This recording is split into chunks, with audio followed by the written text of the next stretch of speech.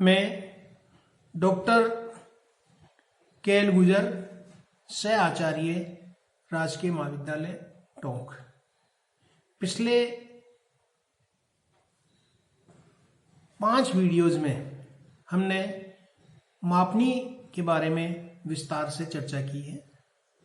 आज का वीडियो का मुख्य उद्देश्य है कि हम मापनी पर पूछे जाने वाले सवालों के बारे में चर्चा करें।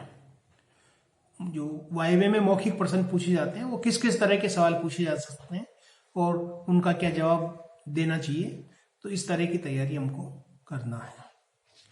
जैसे सवाल आपसे वाइवे में पूछा जा सकता है कि मापनी किसे कहते हैं, स्केल की परिभाषा दीजिए। तो आपका जवाब होना चाहिए मानचित्र पर किन्हीं 2 बिंदुओं के बीच की दूरी तथा धरातल पर उन्हीं 2 बिंदुओं के बीच की दूरी के अनुपात को मापनी कहते हैं।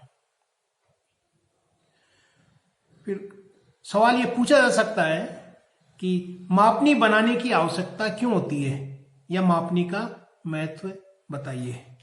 तो आपको मापनी के महत्व की या आवश्यकता के बारे में बताना होगा। तो मैं यहां 2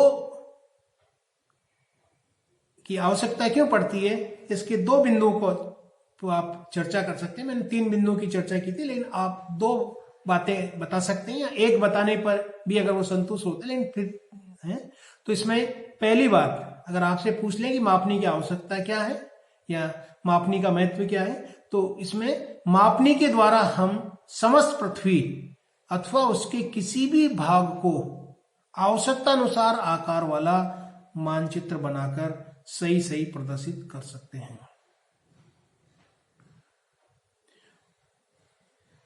फिर सवाल आपसे पूछा जा सकता है कि मापनी को प्रदर्शित करने वाली 3 विधियां बताइए। तो आपको तीनों विधियों का नाम बताना है, जैसे कथनात्मक मापनी, निरूपक भिन्न या प्रतिनिधि भिन्न, आरएफ जिसको कहते हैं, और तीसरा है आलेखी मापनी। फिर अगला सवाल हो सकता है कि आरएफ का फुल फॉर्म बताइए। जैसे आप बीए कर रहे हैं तो बीए का एब्रीविएशन है बैचलर ऑफ आर्ट्स। इसी तरह से जो लोगों को ध्यान होता है आरएफ, लेकिन आरएफ का एब्रीविएशन किसी को ध्यान नहीं होता, तो इसका आप बता सकते हैं कि आरएफ का एब्रीविएशन है रिप्रेजेंटेटिव फ्रैक्शन, जिसे हिंदी में निरूपक भिन्न या प्रतिनिधि भिन्न कहते हैं। फिर आपसे सवाल पूछा जा सकता है कि आरएफ की इकाई क्या है। तो आरएफ की कोई इकाई नहीं होती, क्योंकि यह एक अनुपात है। मानचित्र की दूरी 1 होगा और उसी इकाई में धरातल की दूरी होगी। तो यह अनुपात होने के कारण इसमें इसकी कोई इकाई नहीं होगी।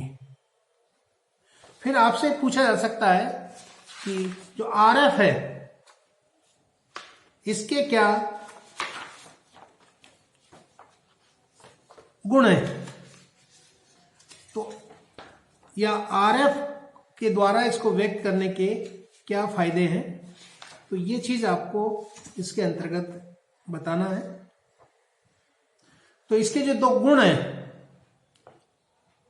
उनमें से कोई एक गुण आप बता सकते हैं। जैसे इस विधि में निरूपक भिन्न को देखकर मानचित्र में प्रदर्शित धरातल की वास्तविक दूरियों का किसी भी रैखिक माप प्रणाली में मान ज्ञात किया जा सकता है।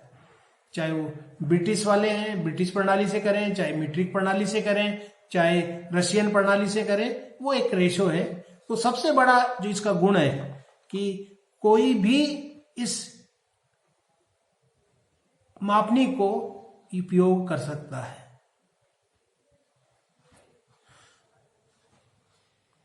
एक सवाल पूछा जा सकता है आपसे कि मानचित्र व रेखा चित्र में क्या अंतर है। तो मैं इसको एक सूत्र के द्वारा प्रदर्शित करता हूं कि रेखा चित्र प्लस मापनी बराबर मानचित्र। अगर मानचित्र में से मापनी हटा दें तो वो रेखा चित्र हो जाएगा।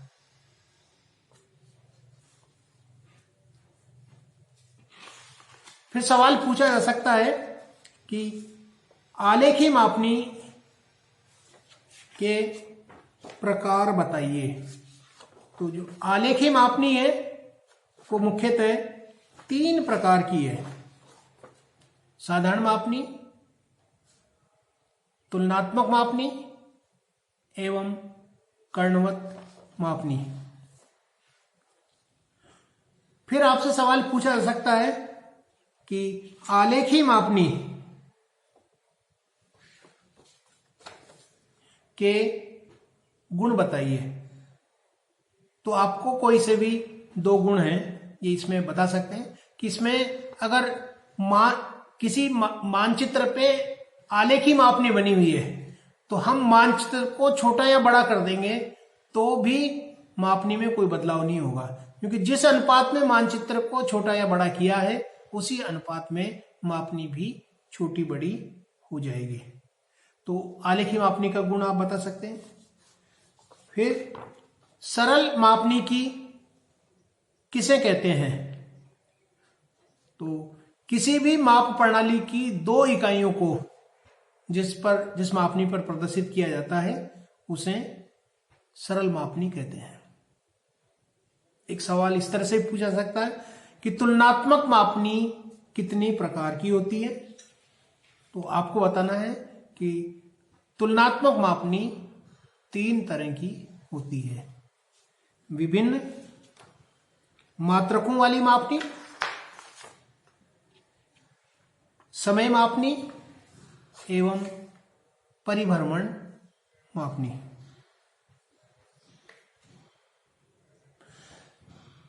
कई बार परिभ्रमण दिए हुए हैं तो उसके आधार पे आपको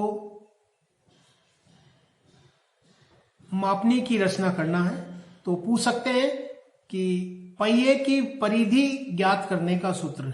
तो पहिए की परिधि अगर आपको व्यास अर्धव्यास दिया हुआ है तो 2πr के द्वारा पहिए की परिधि ज्ञात कर सकते हैं।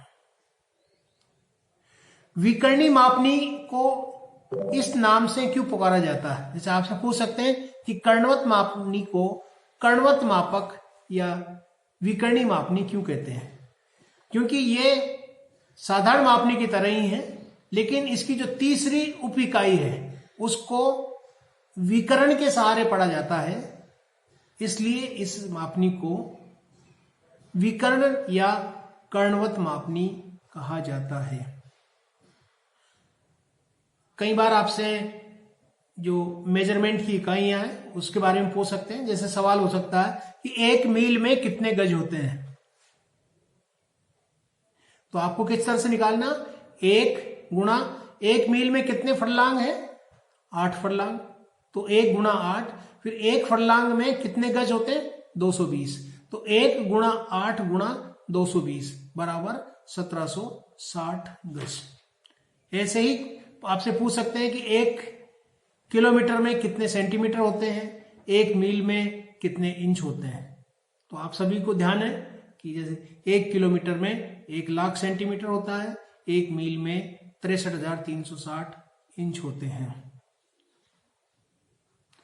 कई बार जैसे इस तरह का भी सवाल पूछ लिया जाता है कि मापनी की लंबाई पूर्णांक में न हो तो उसे समान भागों में बांटने वाली विधि का नाम बताइए। तो उस विधि का नाम है ज्यामितीय विधि। फिर अगला सवाल पूछ सकते हैं कि ज्यामितीय विधियां कितने प्रकार की होती है? तो ज्यामितीय विधियां 2 प्रकार की होती है। एक जिसमें जिस रेखा का विभाजन करना है उसके सारे पूर्णांक वाली न्यून कोण पर वो रेखा खींच करके हम समान भागों में बांट सकते हैं। और दूसरा है जिस रेखा का विभाजन करना है उसके दोनों सिरों पे ऊपर और नीचे की तरफ लंब डाल करके जितने विभाग करने हैं उससे एक कम निशान कम लेते हुए हम उसका विभाजन कर सकते हैं। तो इस तरह से आपसे मापनी पर सवाल पूछ सकते हैं। और भी कोई संभावित सवाल हो तो उनको आप तैयार करते हुए